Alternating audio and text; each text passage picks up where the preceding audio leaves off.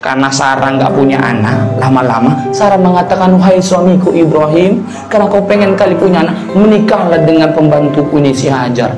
Sehingga menikahlah Ibrahim dengan Hajar. Nggak berapa lama hamil, nggak berapa lama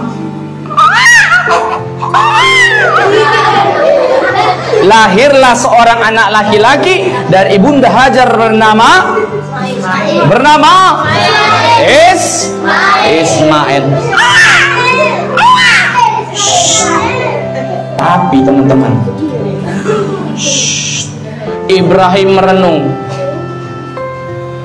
Kehadiran seorang anak Ismail membuat Sarah menjadi cemburu. Namanya juga manusia, ya kan? Ya kan? Akhirnya datang Jibril. Perintahnya, wahai Ibrahim, pergilah engkau keluar kota mengendarai ini seekor unta. Jangan turun sampai kemanapun ini unta berjalan, sampai unta ini yang berhenti. Siap Jibril. Ini Ibrahim teman-teman. Apa kata Allah? Ngikut. Suruh naik unta, naik. Suruh hancurkan batu, hancurkan. Iya, ini orang beriman. Sami'na wa ata'na. Nurut apa kata Allah?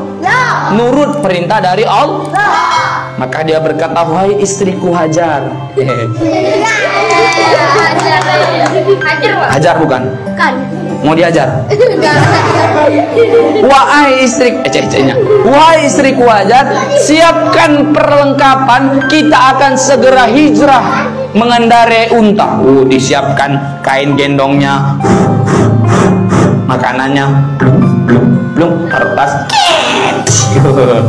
Ismail masih baru berapa minggu, masih merah, kasih selimut di bedong, ikat. Maka naiklah mereka ke unta. Bismillah. Naik, bismillah. Pegangan, bismillah. Mereka berjalan, maju.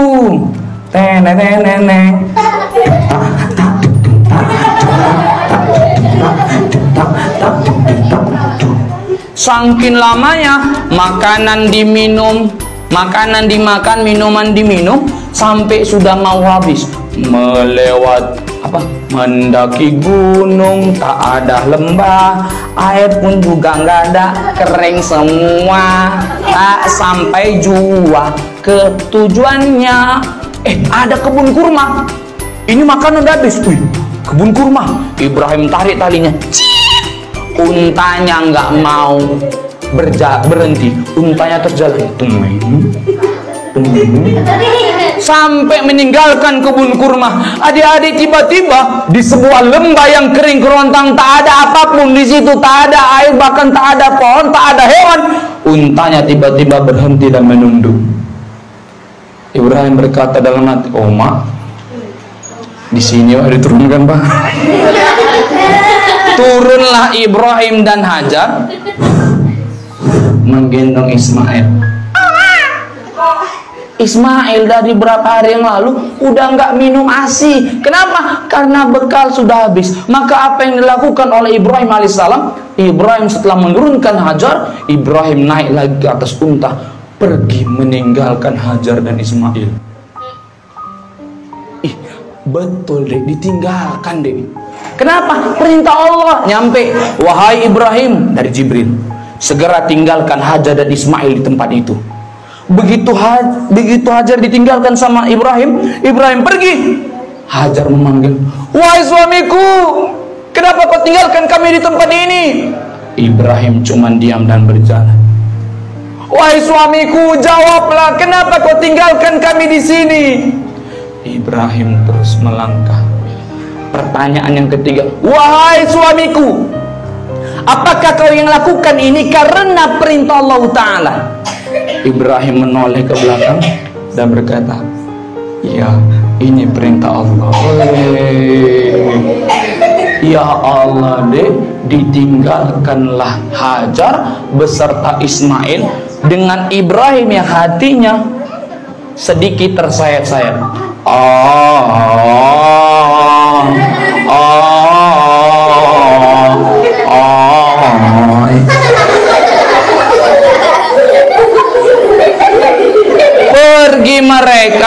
Pergi Ibrahim meninggalkan mereka.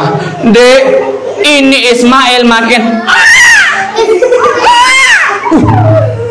Hajar bingung. Tunggu ya anakku, ibu cari minum.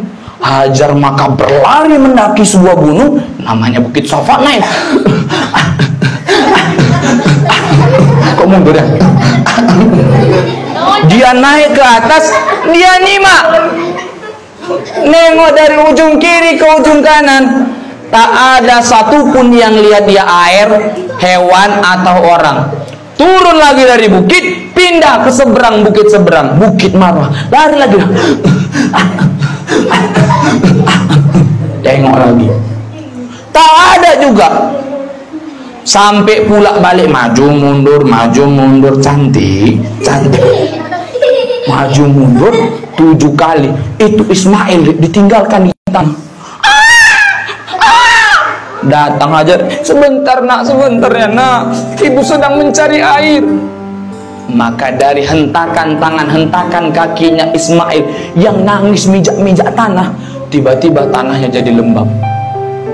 Lembab lama-lama jadi basah, basah lama-lama merembes keluar air yang seger dan deras.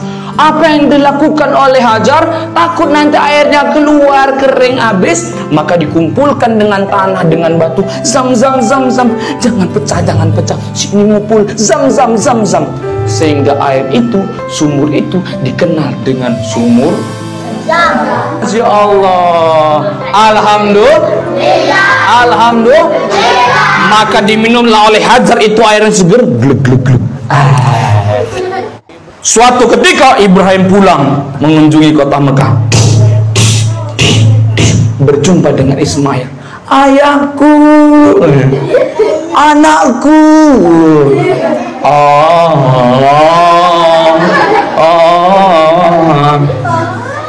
Satu ketika saat mereka sedang berjalan-jalan antara Ibrahim dan Ismail, Ibrahim berkata pada anaknya, wahai anakku, kemarin aku bermimpi. Apa mimpinya wahai ayahanda? Aku bermimpi beberapa hari ini aku menyembelihmu. Kira-kira gimana menurutmu? Boleh nggak aku sembelih? Boleh nggak? Boleh nggak? Dia bilang boleh. Boleh nggak? Mau nggak disembelih? Boleh. Mau nggak? Apa kata Ismail? Ya abati, if'al ma tu'mar. Wahai ayahku sayang, ayahku ganteng. Lakukanlah wahai ayahanda apa yang diperintahkan oleh Allah. Ismail alaihissalam berkata, lakukan, kalau itu memang perintah Allah, aku rela. Kenapa? Ini karena ayahnya beriman, anaknya juga beriman. Ayahnya nurut apa kata Allah, anaknya juga nurut kata Allah. Tapi ternyata saat mereka berdua lagi ngomong, di belakang ada yang nguping. Siapa dia? Setan. Aku adalah setan. Aku mendengar Ibrahim dapat wahyu untuk menyembelih Ismail. Aku tidak boleh mengizinkan ini terjadi. Mereka harus masuk ke dalam golonganku. Aku akan melaporkannya kepada Hajar. Setan yang berubah jadi laki-laki. Dia jumpai Hajar.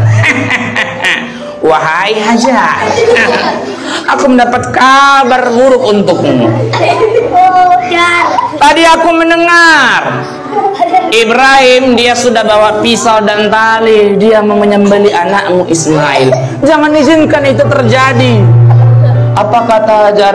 Dasar engkau laki-laki tukang fitnah. Suamiku adalah seorang rasul dan apa yang dia lakukan itu karena perintah. Maka pergi kau wahai laki-laki yang tukang fitnah. Aduh, sialan. Aku gagal menggodanya. Kalau begitu akan menggoda Ibrahim.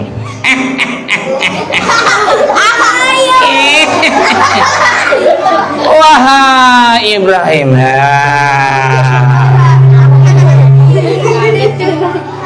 kau kan merindukan seorang anak selama ini?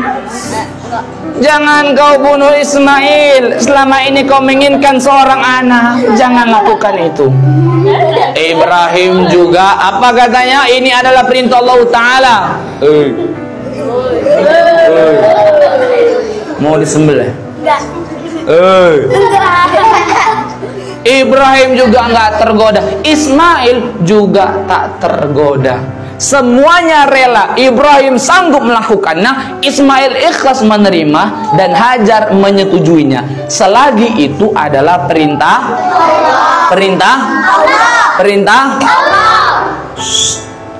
Apa kata Ismail? Wahai ayahanda, silahkan sembelih aku, tapi aku minta 3 syarat. Apa syaratnya wahai anakku? Yang pertama, ayahanda, jika nanti kau menyembelihku, tolong tajamkanlah pisaumu agar aku tidak merasakan sakit saat kau menyembelihku. Masya Allah. Baiklah anakku, aku akan menajamkan pisauku. Ditajamkan pisaunya. Yang kedua, ayahanda,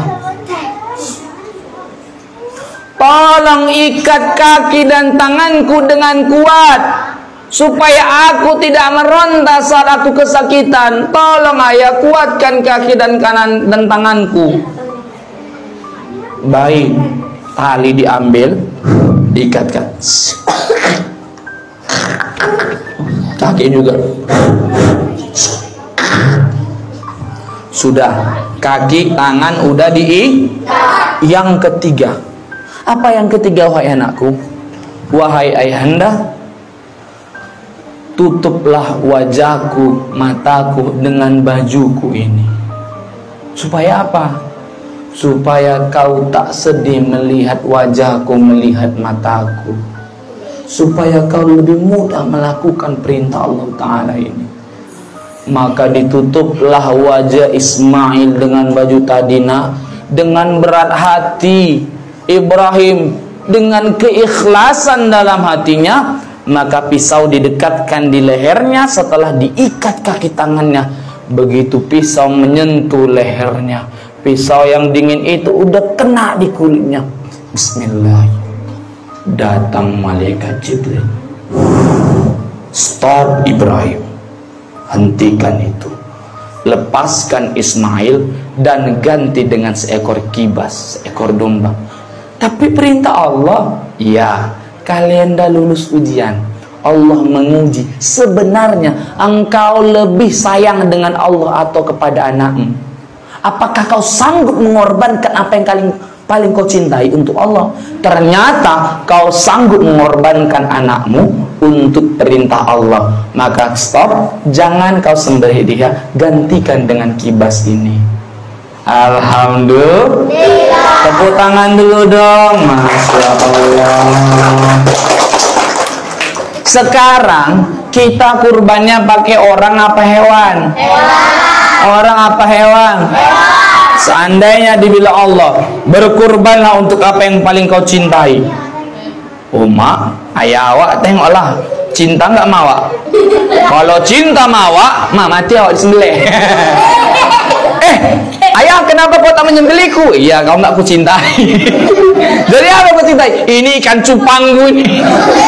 Karena lebih sayang sama ikan cupang. Selamat aku bang, nggak mati aku. Enggak gitu. Tapi sekarang yang dikorbankan itu adalah harta, hewan ternak yang dijadikan sebagai hewan kurban. Itu, Dek.